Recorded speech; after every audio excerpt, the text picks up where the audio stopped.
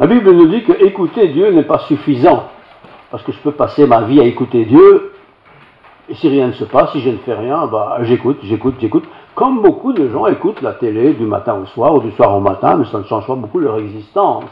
Donc écouter Dieu, c'est pas tout à fait suffisant. Il faut un petit quelque chose de plus. Et ce petit quelque chose de plus, c'est un peu une espèce de bonne théologie. Je peux avoir une Bible belle, la changer de temps en temps de couleur, c'est des écritures, c'est des mots, des phrases qui sont paroles de Dieu, mais c'est quand même compliqué une Bible, c'est quand même difficile à lire, et surtout d'essayer de faire des synthèses globales des textes dans leur contexte, etc., etc., etc. C'est pourquoi il faut qu'on écoute de temps en temps des choses, des commentaires, des explications sur Dieu. Et le culte c'est un peu ça, mais l'étude biblique c'est ça aussi, ou quelque chose qui est à la télé, ou à la radio, ou n'importe, ou un livre qui a été écrit, un commentaire. C'est bien de s'instruire, c'est bien d'être nourri. Manger des frites c'est bien, mais si on mange que des frites toute sa vie, ben, c'est pas si bien que ça après tout. Il faut des choses qui accommodent ces frites avec d'autres choses différentes. Dieu est créateur, nous le savons, de toutes choses. Dieu nous a aussi donné la vie, à chacun. Nous avons la vie. Et pas une vie éphémère, pas une vie pour un temps. Une vie, bien sûr, un temps sur la terre, sans doute, à moins que le Seigneur ne revienne, mais aussi une vie éternelle. C'est-à-dire qu'il n'a pas de fin. Donc, comme je vais vivre toujours, sans fin, je voudrais quand même avoir une vie un peu sympa, un peu commode, un peu utile, un peu accessible à d'autres. On a besoin tous, en tant qu'humains, de connaître Dieu. On a lu le psaume. On a vu tout ce qui parle de Dieu dans ce psaume. Vous pouvez le relire à la maison. Et tout ce qui parle de Dieu, c'est fait pour que nous prenions goût à ce Dieu, qu'on le découvre, qu'on le rencontre, qu'on lui parle, qu'on communique avec lui, et que lui communique avec nous. Et il nous communique comment? Par sa parole, la Bible, évidemment. Et nous avons aujourd'hui l'immense privilège d'avoir la Bible écrite, il n'y a plus rien à ajouter, il n'y a rien à retrancher, c'est la parole de Dieu. Mais la Bible, Dieu parle tantôt par la Bible, mais il parle aussi de différentes manières. Il peut aussi, par exemple, nous parler dans un rêve, un songe. Il peut nous parler par quelqu'un qui je rencontre dans la rue, avec qui je bavarde un peu, à l'arrêt du bus, par exemple, et tout d'un coup, il dit ah, cette parole, c'est quelqu'un qui me l'a dit, mais ça vient de Dieu, parce que c'est le genre de réponse que j'attendais. Voilà. L'homme est perdu sans Dieu. Quelqu'un qui vient au monde, le bébé, il ne va pas en enfer s'il meurt le lendemain, vous savez. Non, Dieu, il est bon. Mais une fois qu'on a conscience des choses, on doit faire des choix. Certains ne pensent pas aux choix parce qu'on ne leur a jamais présenté les choix. D'autres ont des choix, ils disent, bon, on verra bien plus tard, je ne suis pas convaincu, bon, voilà. Mais Dieu se révèle. Dieu se révèle. Nul ne cherche Dieu, en fait. Oui, on cherche quelque chose, mais on ne cherche pas Dieu pour Dieu. On cherche pour savoir, on cherche pour peut-être se faire plaisir. On cherche, oui. Mais savons-nous que nous avons besoin d'être sauvés? Qui parle de ça aujourd'hui? Oh, il y a 30 ans, 40 ans et plus, on parlait beaucoup de salut. Les gens étaient pauvres, n'étaient pas riches, il n'y avait pas beaucoup de plaisir dans la vie. Alors on essayait de se consoler par des activités, par la religion même. Mais ça ne fait pas de moi un chrétien, ça. Ça ne fait pas de moi un chrétien. J'ai besoin d'être sauvé de la vie que je mène sans Dieu, et j'ai besoin en même temps d'être régénéré, c'est-à-dire un entretien permanent de quelque chose qui se restaure constamment. Sinon, je tombe dans l'encroutement là. Je fais comme mon père a toujours fait, comme mon grand-père a toujours fait, c'est notre tradition familiale, mais ça ne donne pas beaucoup de vie, ça ne donne pas beaucoup de bonheur, de plaisir, de joie, d'espérance.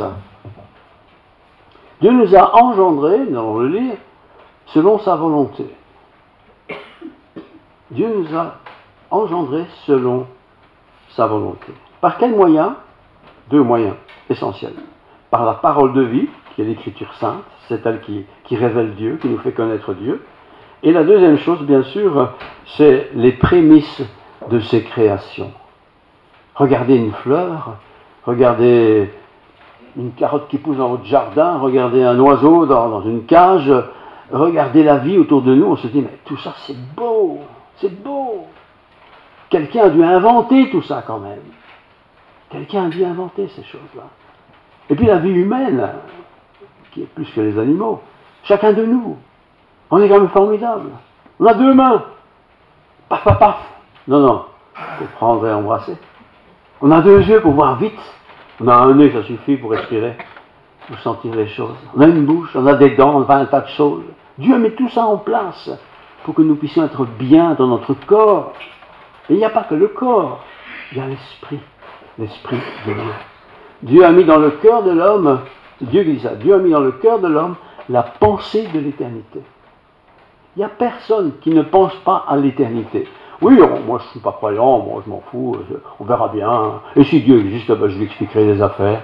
C'est pas comme ça que ça va passer, savez-vous. Mais Dieu veut que nous sachions qui il est, comment il est. Et pour cela, il nous invite à une nouvelle naissance. On a la naissance naturelle, humaine. On vient au monde, on grandit, on va à l'école, on travaille et tout ça. On se marie, on a des enfants. Mais il veut une nouvelle naissance, il veut quelque chose de plus. Et quand on a ce quelque chose de plus en nous, humains, la nouvelle naissance, il se passe quelque chose de formidable. On va peut-être pas mieux réussir à l'école, on va peut-être pas avoir un travail meilleur, peut-être que oui, mais c'est pas ça le but. Mais nous allons voir dans notre âme. Vous savez, cette âme, c'est cette partie en nous qui nous fait penser aux choses qui ne sont pas matérielles, fait penser aux choses qui sont éternelles, qui sont spirituelles, mais qui sont là. Et heureux si l'Esprit de Dieu est en vous. Alors, je n'invente rien, tout ce que je viens de dire, je le résume en lisant l'épître de Jacques. Jacques, c'est un petit livre dans le Nouveau Testament, chapitre 1, 19 à 27. Je vous lis, donc Jacques 1, 19, 27. Sachez-le donc, mes bien-aimés frères. Donc il dit, il faut le savoir ça. Ainsi que tout homme, il n'est pas dit femme, c'est dommage. Enfin, en tout cas, ça concerne les hommes. Mais je pense que c'est d'une manière générale les humains. Que tout homme soit prompt à écouter. Prompt, ça veut dire rapide à écouter. Lent à parler. Ici, du tout homme. Hein. Vous, les femmes, pouvez y aller, vous ne concernez pas. Là, vous êtes concernés aussi. Prompt à écouter. Elle parle souvent tellement vite. C'est la vie, hein, comme ça. L'autre n'a pas terminé sa phrase qu'on a déjà fait une autre phrase. Quoi. Il n'a pas encore terminé son sujet qu'on est déjà dans un autre sujet. Donc je relis. Ainsi que tout homme, tout humain soit prompt à écouter, lent à parler, lent à se mettre en colère. Ouh, quand ça ne tourne pas en rond, mais quand on peut vite se mettre en colère. Hein. Car la colère de l'homme, c'est Jacques qui dit ça, n'accomplit pas la justice de Dieu. Je ne sais pas qu'on ne peut pas se mettre en colère, Jésus s'est mis en colère de temps en temps. Mais la colère pour la colère n'accomplit pas la justice de Dieu. Pourquoi? Parce qu'on est sous l'effet de la colère. Et la colère est parfois démesurée par rapport à une situation donnée, quoi. Vous accrochez une voiture à un carrefour, vous mettez en colère, ma bagnole, ma femme, qu'est-ce qu'elle m'a dit, mon mari, mais t'en content. Qu'est-ce que ça a changé au fait, ça? Rien. On est si rapide à être en colère. Et puis la colère n'est pas bonne conseillère. C'est pourquoi, rejetant toute souillure, c'est Jacques qui dit ça, hein, toute souillure, tout ce qui souille, et tout débordement de méchanceté, rejetez ça. Recevez avec douceur, par contre, la parole qui a été plantée en vous et qui peut sauver vos âmes. La parole de Dieu qui a été plantée en nous. On n'a pas ça à l'origine. On ne vient pas en nous, au monde, en connaissant Dieu. Mais Dieu plante sa parole en nous. Comment? De mille façons. Ça peut être aller écouter quelqu'un qui raconte comment il est devenu chrétien, ça peut être un film à la télé, ça peut être quelqu'un qui bavarde avec vous, ça peut être à l'occasion d'un enterrement. Bref, beaucoup de manières possibles. C'est pas standard, ça. Hein? Donc, recevez avec douceur la parole qui a été plantée en vous et qui peut sauver vos âmes. Elle peut sauver vos âmes, elle va sauver vos âmes de toute façon, si vous la recevez, cette plante. Si vous mettez bien cette plante dans votre vie, comme une petite plante qu'on met dans le jardin, il faut quand même bien le mettre dedans et bien l'arroser pour que ça pousse. Et puis ça va grandir. Et la vie chrétienne, c'est aussi ça. Laissez la parole de Dieu. C'est pas la peine de lire toute la Bible d'un coup et dire, comme ça, j'ai tout compris. Non, c'est plus difficile que ça, ou plus facile, c'est selon. Parole de Dieu, laisse-la dans ta vie. Et le plus beau des textes, vous le connaissez presque tous, Jean 3,16. Dieu a tant aimé le monde. Le monde, hein. Ça veut dire toutes les cultures, toutes les races. Dieu a tant aimé le monde qu'il a donné son Fils unique, afin que quiconque croit en lui, n'importe qui croit en lui, ne périsse point, mais qu'il ait la vie éternelle. C'est simple, mais c'est trop simple pour beaucoup. C'est trop facile, ça. Eh bien, essayez, vous allez voir que c'est pas si facile que ça, en fin de compte. Nous devons être lents à nous mettre en colère. Et ici, le contexte, c'est lent à nous mettre en colère contre le Dieu. S'il existe, eh bien, en tout cas, avec moi, il n'est pas sympa. On est en colère sur le Dieu dans lequel on ne croit même peut-être pas, mais s'il devait quand même être là, je ne suis pas content de lui. Et qui sommes-nous pour nous permettre de juger Dieu? Alors Jacques 1, 19, 27. Sachez-le, mes frères bien-aimés, que tout homme soit prompt à écouter, lent à parler, lent à se mettre en colère. C'est pas facile. Tout homme, c'est bien sûr pas seulement le mâle, le masculin, c'est tout être humain. Mais on est si facilement emporté par son propre tempérament, par son propre caractère. On a si facilement, je vais dire, le démarrage d'envoyer paître toutes les choses et mettre tout le monde dans le même sac, tout ça c'est pourri, t'es tordu, etc., etc. C'est pourquoi, rejetant toute souillure, tout ce qui souille l'humain, chacun est différent, nous n'avons pas tous les mêmes souillures, pas des choses, tout le monde ne fait pas les mêmes choses mauvaises ou bien, c'est différent. Mais en tout cas, si je veux plaire à Dieu, si je veux suivre Dieu, je lis un peu sa parole, je ne vais même pas lire 50 pages, vous savez, quelques pages, ça va vite, je rejette toute souillure. Et rejeter, ça veut dire poubelle, hein. Je n'en veux plus, je n'en veux plus. Par exemple, vous avez une tendance à un petit peu exagérer les histoires. C'est pas tout à fait faux, mais c'est un peu exagéré, quoi. Mais je ne peux pas exagérer comme ça toute ma vie. Parce que qui va continuer à me croire? Ils vont dire, oui, c'est comme la dernière fois, t'en as rajouté une couche, quoi. Rejeter ça. C'est un exercice spirituel, ça. Une tendance à tricher un petit peu à l'école, pas beaucoup, un petit peu. Rejette ça. C'est un exercice spirituel. Et chacun dans sa vie, en face de Dieu, peut réfléchir à sa propre vie, quoi, à sa tendance. Et cette tendance qui n'est pas bonne, il faut la rejeter. C'est pourquoi, rejetant toute souillure et tout débordement de méchanceté, recevez un échange, hein, recevez avec douceur la parole qui a été plantée en vous et qui peut sauver vos âmes. La parole qui a été plantée en vous. Cette semaine, j'ai reçu la visite d'un monsieur, il a téléphoné, s'il pouvait passer, parce qu'il avait une caisse de Bible à me donner. Bon, oui, pas de problème, voilà, il est venu, ponctuel comme pas deux. Et c'est un monsieur qui est allé nettoyer la cave de quelqu'un qui est décédé. Et les héritiers disent, ah, il y a une caisse là, de trucs de la Bible, c'est un peu ça quelconque. Hein. Ils sont là, si vous pouvez faire quelque chose avec, lui ne savait pas trop quoi faire avec, il m'a téléphoné, bon, il les a apportés, grande qualité, ils sont tout nouveaux, ils n'ont jamais été utilisés. Mais cette Bible, c'est dans une caisse, il y en a toutes les tailles, des blanches, des bleues, des jaunes, des vertes, et puis c'est la Bible, c'est le Nouveau Testament.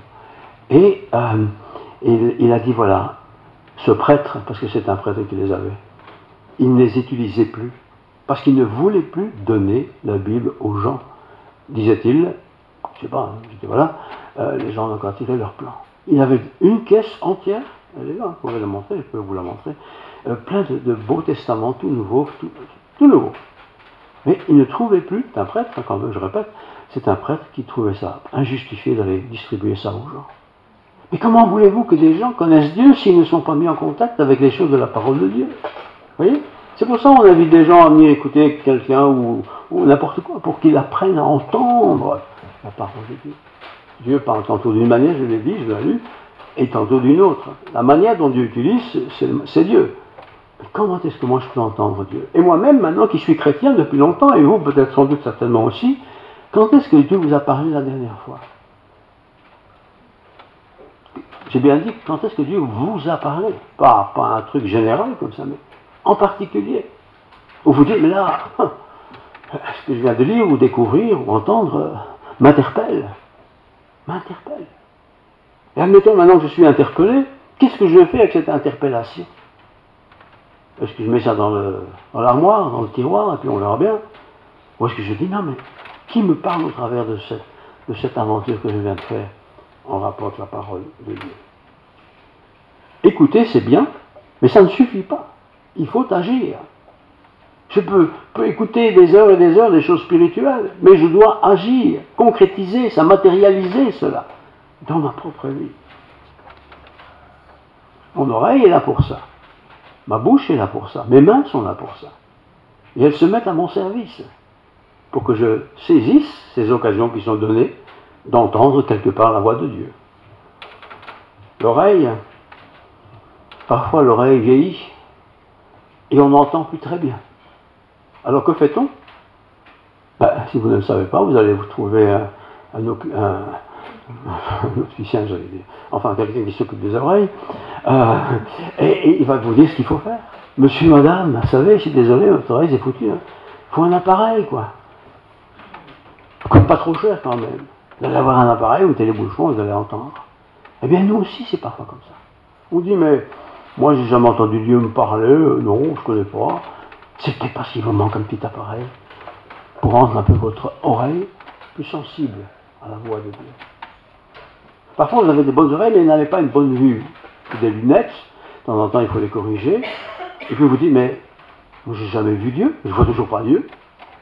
Et Dieu va se révéler quand même, parce que je suis quelqu'un qui veut chercher, trouver.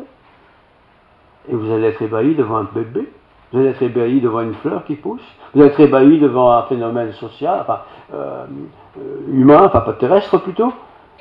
Et vous allez dire, oui, comment cette fleur-là, cette petite graine que j'ai jetée là dans le jardin, elle a poussé, donné une si belle fleur, comment c'est possible? Et alors, ma foi est mise en branle, parce que ma foi va me dire, mais c'est ça, c'est Dieu. C'est Dieu, c'est Dieu, c'est Dieu. Non, c'est ma mère qui l'a plantée, cette graine, je l'ai vue.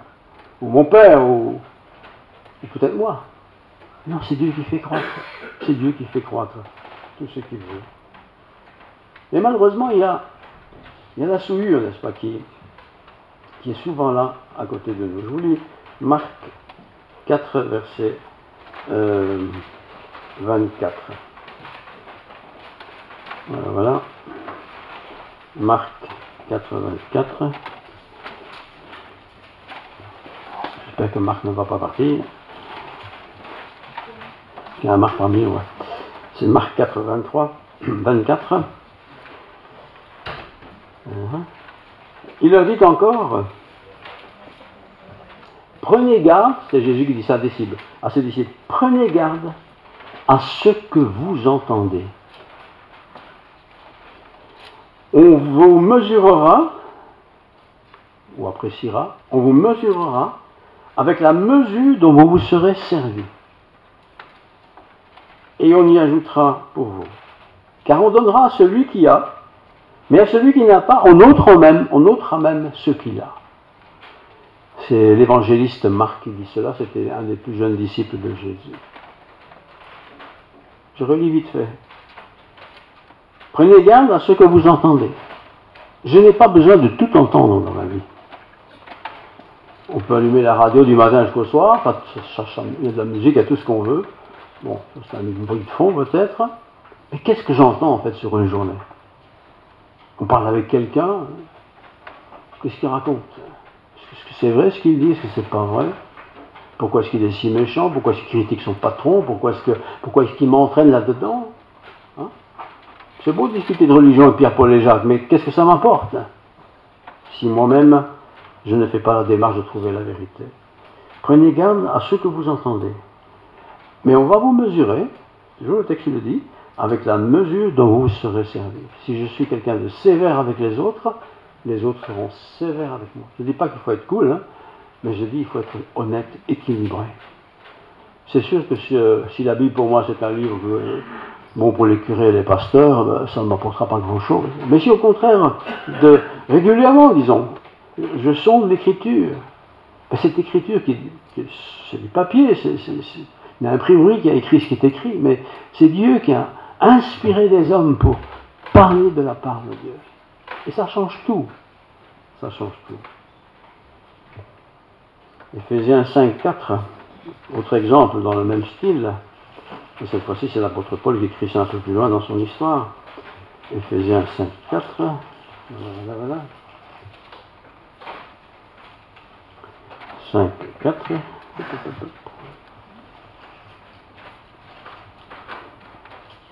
Qu'on n'entende ni paroles grossières, ni propos insensés ou équivoques, choses qui sont contraires à la bienséance, qu'on entende plutôt des actions de grâce. Deux chrétiens sont ensemble, monsieur, madame, ou le frère et la sœur, ou le voisin et la voisine, enfin bref. Et qu'est-ce qu'ils font ensemble quand ils parlent? Comment parlent-ils? De quoi parlent-ils? Qu'on n'entend ni paroles grossières. Que le monde soit grossier, c'est leur affaire.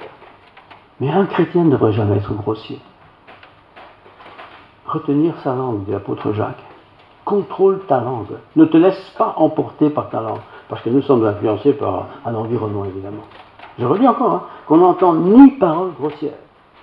Être grossier, ça ne doit pas exister. Ni propos insensés, des bêtises, mais c'est plus que des bêtises. Ou des propos équivoques. Ça ne doit pas être notre histoire, ça. Ça ne doit pas être notre vocabulaire. Choses qui sont contraires à la bienséance, dit l'apôtre Paul. L'importance du vocabulaire qu'on utilise. Vous serez jugé sur la manière dont vous jugez. Et quand je juge, j'utilise des mots. Et je condamne ou j'accuse. Il ne faut plus condamner, il ne faut plus accuser. Ne méprisons jamais celui qui proclame la parole de Dieu. Je ne parle pas de celui qui parle de Dieu, mais celui qui proclame la parole de Dieu. C'est-à-dire qui prend la peine d'avoir une Bible, d'ouvrir cette Bible quelque part et de lire un passage et de réfléchir à ce passage. Respectons ça. Bien sûr, aujourd'hui, nous avons tous la possibilité d'avoir des Bibles. À l'époque, les Bibles étaient plutôt exceptionnellement rares, hein, et encore, ils n'en avaient pas tous, et certainement pas dans leur intégralité. Mais quand on a la Bible en main, et Dieu soit béni pour la Bible aujourd'hui, eh bien, nous pouvons trouver toute inspiration, toute réponse à toute question, quasiment. Pas quasiment, certainement. Ne soyons pas négligents, ne soyons pas... je vais dire salissant, c'est pas le mot sali qui vient, mais soyons scrupuleux dans notre approche de la parole de Dieu. Scrupuleux, ça veut dire qu'on fait fort attention. On prend soin, on médite, on partage. Et sur l'estrade, comme moi ici ce matin, c'est facile. Mais j'ai aussi une vie sans estrade. Et moi aussi, je dois lire la Bible pour moi-même. Hein. Que dit cette Bible? Que dit cette parole? Que dit ce texte? Qu'est-ce qui m'inspire à moi? Parfois ça m'aide, pour le partager avec vous, parfois non. Parfois je dois chercher, Seigneur, qu'est-ce que vous me raconte dimanche? Et je réfléchis, et Dieu conduit les choses. Il faut du temps. Il faut du temps pour devenir disciple de Jésus-Christ. On ne vient pas de disciple en 5 minutes. Hein, les gens qui font de l'instrument savent très bien qu'il faut beaucoup de répétition pour arriver à un résultat. C'est ça aussi la même chose avec le sport. C'est la même chose avec la vie spirituelle. Il faut de la répétition, il faut de l'exercice spirituel. Et on doit grandir. Grandir. Grandir. Pas devenir un grand homme de 2 mètres de haut, mais grandir dans la foi.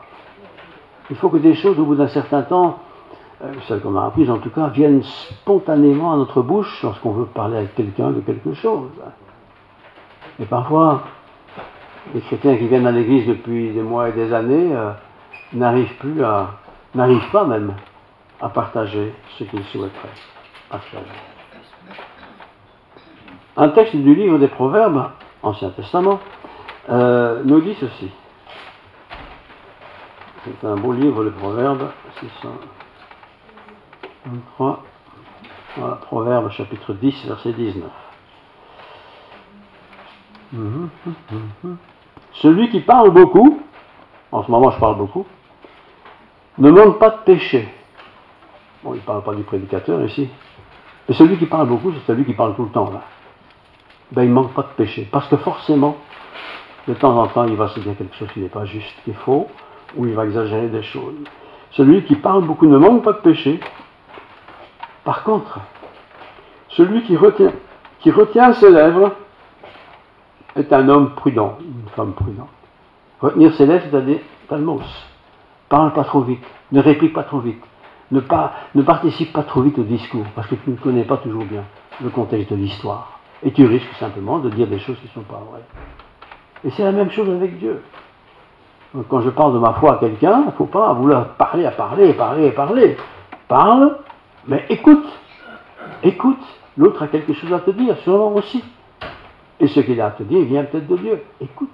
Prends le soin de écouter. Il faut prendre du temps pour écouter Dieu. Proverbe 16, verset 32. Les proverbes, contrairement à ce qu'on pense, ont beaucoup de choses excellentes à nous dire. Donc, Proverbe 16, 32. Celui qui est lent à la colère,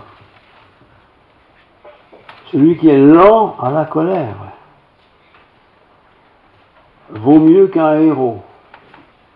Un héros, c'est celui qui gagne. Hein. Et celui qui maîtrise, qui est maître de lui-même, pardon, que celui qui prend des villes.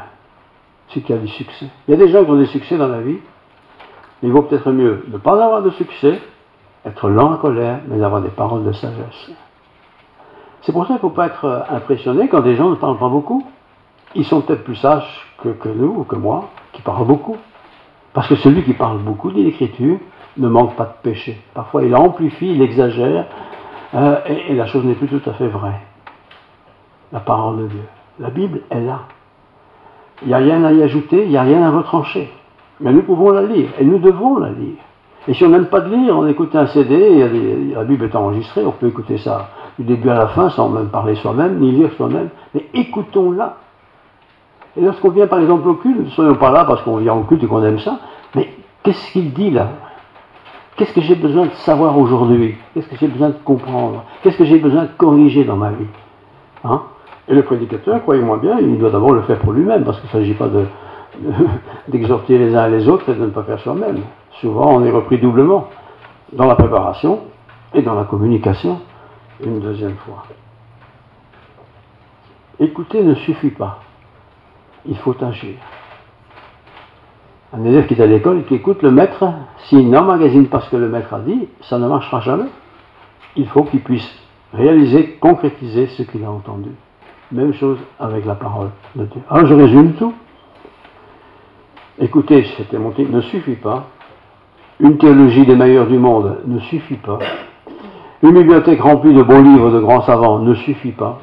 Ce qu'il suffit, c'est le moment où je lis la parole de Dieu. Et à ce moment-là où Dieu me parle, ça me suffit pour aujourd'hui. C'est comme la nourriture. Hein. Je ne vais pas acheter 50 kilos de pommes de terre et les manger le même jour. J'en ai peut-être 50 kilos, mais je vais en manger pendant plusieurs jours. Un peu. Et c'est aussi comme ça avec la parole de Dieu.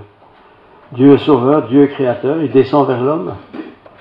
Il nous a aujourd'hui laissé sa parole. Cette parole, je le dis, je le répète, il n'y a rien à ajouter, il n'y a rien à retrancher. Elle est parole de Dieu, elle est parole vivante. Alors lisez la Bible. Parfois il est bon d'avoir une Bible dans laquelle je peux écrire avec des notes. On n'aime pas d'abîmer les Bibles, parce que c'est une Bible quand même. Quoique la Bible c'est du papier. Mais prenez une Bible avec des gros caractères où vous pouvez quand même écrire des notes, ce qui vient à l'esprit. Tiens, vous écrivez ça dans la marge. Puis 3 mois après, vous allez l'ouvrir, vous allez tomber dessus. Tiens, j'ai pensé ça, j'ai remarqué ça, et qu'est-ce que ça me dit aujourd'hui? C'est bien. Parole vivante. Parole vivante. Et cette parole vivante, partageons-la.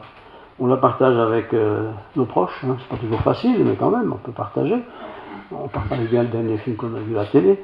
On peut bien partager un texte de la Bible qui m'a touché, qui m'a parlé, qui m'a fait du bien, ou qui m'a repris d'ailleurs. Partagez ça. Dites ça à quelqu'un de confiance. Pas quelqu'un qui va se moquer de vous, hein, mais quelqu'un qui vous veut partager, un frère et une sœur dans la foi. Ça doit se trouver quand même. Voilà. Écouter ne suffit pas. Il faut mettre en pratique. Prions. Seigneur, toi-même, tu nous l'as dit bien des fois, ne vous bornez pas à écouter, mettez en pratique ma parole, et vous serez bénis. Mais voilà, mettre en pratique, c'est pas toujours facile, Seigneur. On n'a pas toujours le contexte pour mettre cela en pratique. Autour de nous, peut-être les gens ne sont pas croyants. Même dans la famille, peut-être personne n'est croyant. Et c'est difficile de partager sa foi avec quelqu'un qui n'est pas croyant. Ça ne l'intéresse pas. Alors Seigneur, donne-nous de trouver l'un ou l'autre avec qui nous puissions partager. Le premier, c'est toi, bien sûr. Mais nous avons besoin aussi d'humains autour de nous, qui t'aiment aussi comme moi, comme nous, que nous puissions communiquer ensemble, méditer cette parole, la retenir aussi en partie, pas tout bien sûr, mais certains passages certainement, et que ces paroles qui sont chères à nos cœurs, bien, puissent nous fortifier et aussi nous encourager à prendre d'autres paroles. Ta parole est la vérité, il n'y a pas de doute avec ça. Tu es le chemin, la vie, et tu nous mènes à la vie éternelle, il n'y a pas de doute non plus, Seigneur.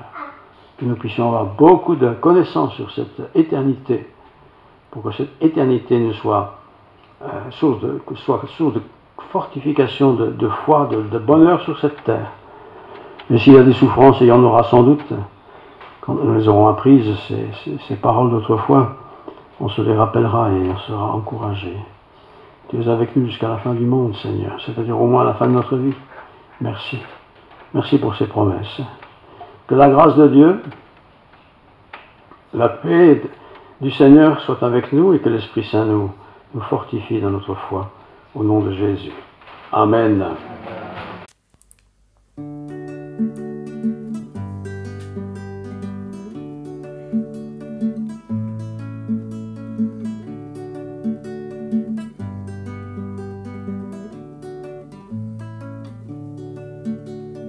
Quel ami fidèle et tendre nous avons en Jésus-Christ, toujours prêt à nous entendre, à répondre à notre cri. Il connaît nos défaillances, nos chutes de chaque jour, sévérant ses exigences. Il est riche dans son amour. Quel ami fidèle et tendre nous avons en Jésus-Christ, toujours prêt à nous comprendre quand nous sommes en souci. Disons-lui toutes nos craintes, ouvrons-lui tout notre cœur. Bientôt ces paroles saintes nous rendront le vrai bonheur. Quel ami fidèle et tendre nous avons en Jésus-Christ, toujours prêt à nous apprendre à vaincre en comptant sur lui. S'il nous voit vrais et sincères à chercher la sainteté, il écoute nos prières et nous met en liberté. Quel ami fidèle et tendre nous avons en Jésus-Christ, bientôt il viendra nous prendre pour être au ciel avec lui. Suivons donc l'étroite voie en comptant sur son secours. Bientôt nous aurons la joie de vivre avec lui toujours.